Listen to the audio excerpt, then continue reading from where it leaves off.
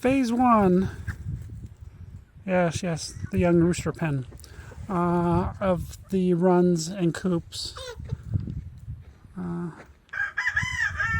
They alternate between 18 by 20 and 10 by 20. They have an A-frame or sloping roof. Not necessarily an A-frame because of the slope isn't quite an A, but it's standard old-fashioned Gothic greenhouse style.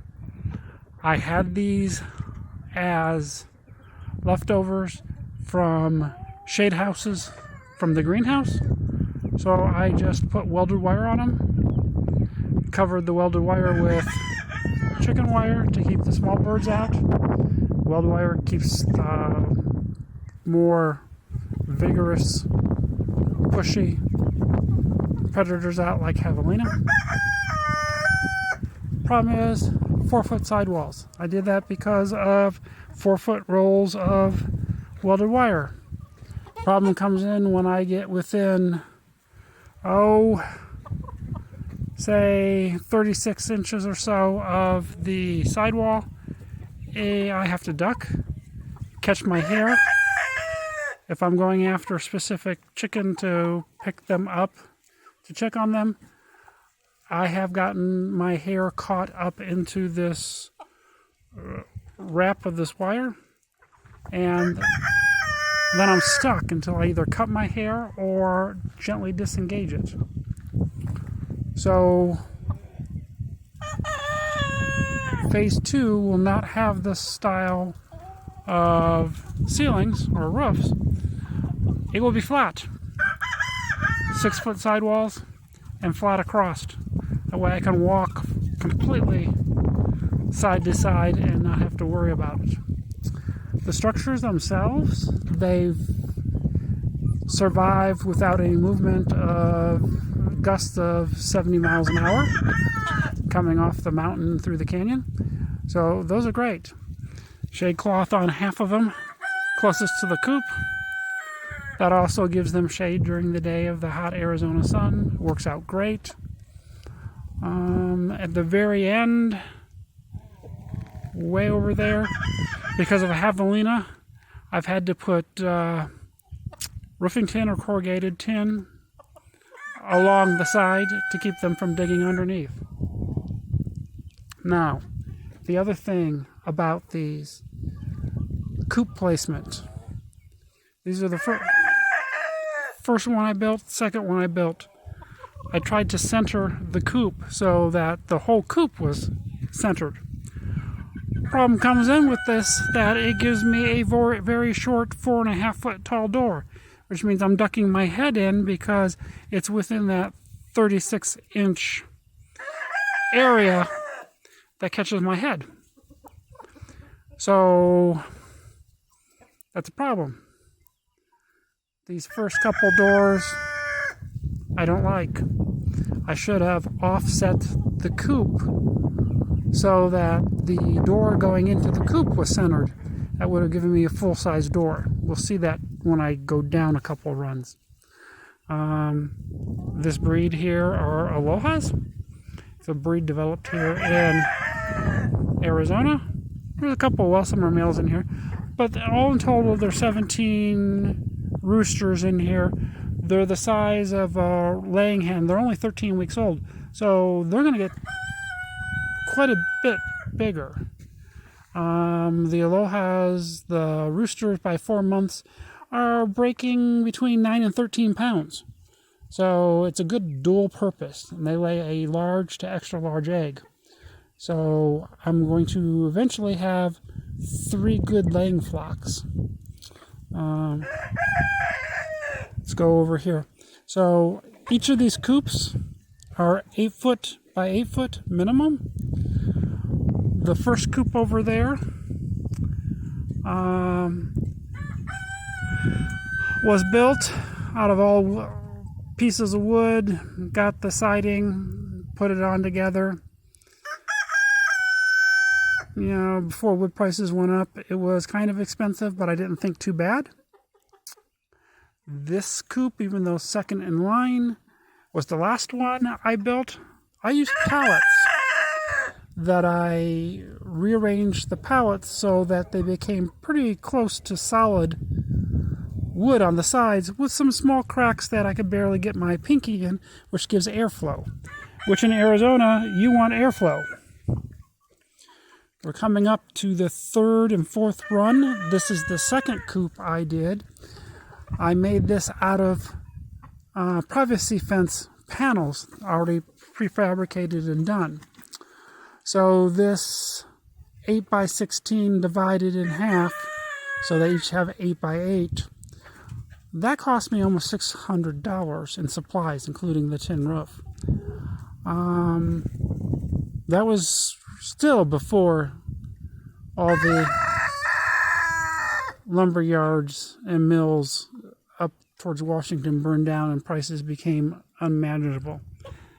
Mom's named this dark Brahma rooster Pretty Boy, and he does not like to be ignored, and he is very much a people person. When I feed in the morning, he wants to eat out of my hand, and when he sees me and I ignore him, he crows. So let's walk down to the last two pens.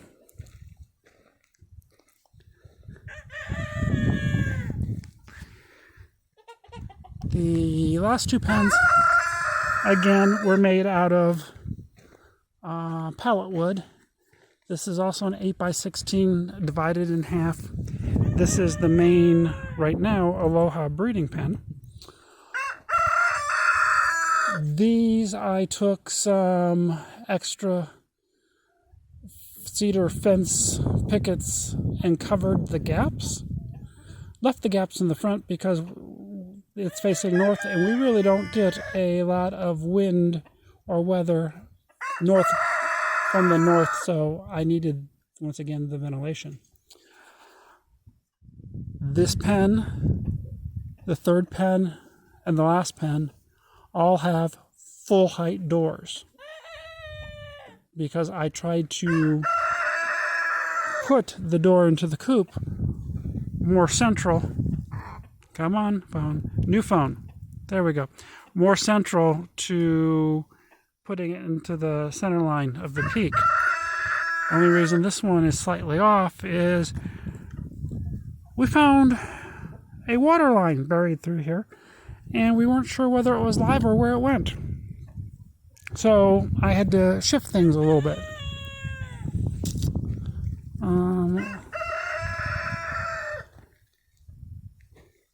The last one, full-size door, once again, you can see a little better here.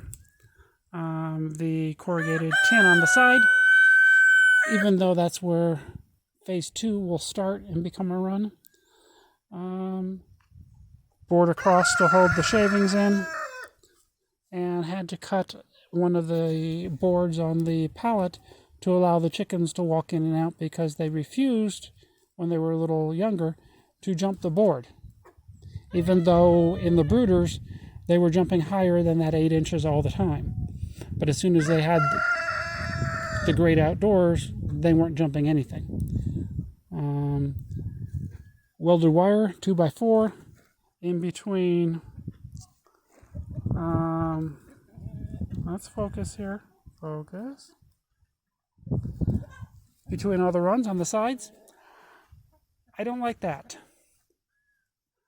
While it does its job perfectly fine, I have to put this one doesn't have rebar at the bottom yet. I have to put rebar along the bottom to allow strength at the bottom to give it stability, so that it doesn't have as much movement in it.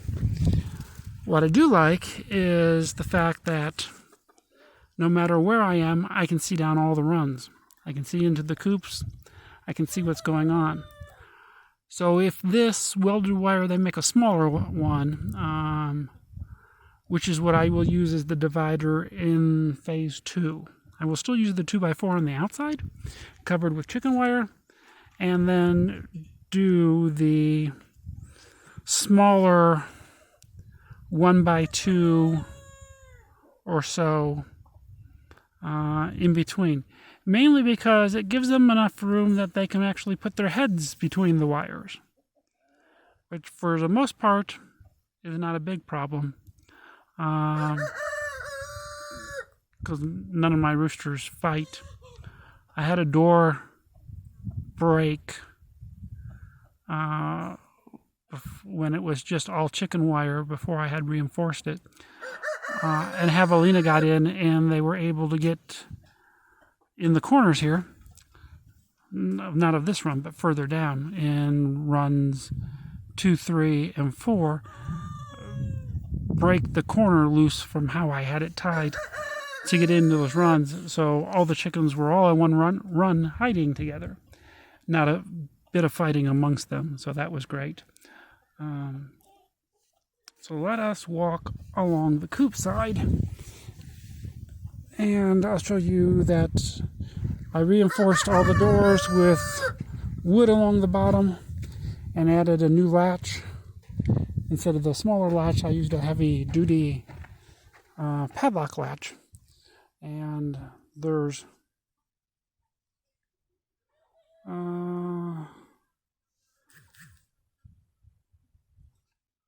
okay, so padlock latch, and the bottom 20 inches or so is solid wood. This is the one where I use the pickets to cover the gaps. It's all right. It can be played around with and designed so it looks like an old batten board building in the middle of the desert from an old town. Once again, the heavy duty lashes, but we're going to walk over to this doorway. So this doorway, the top right here, is my chin.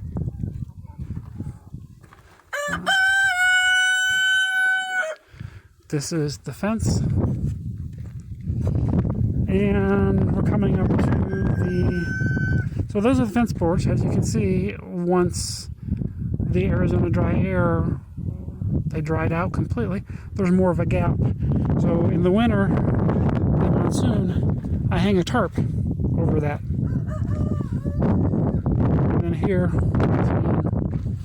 on the bottom, I got that really close. On the top, I didn't care if I could put a finger through because I need the airflow. And once again, during winter and all that, it's a tarp. And I'm about to run out of battery. So we'll stop it here.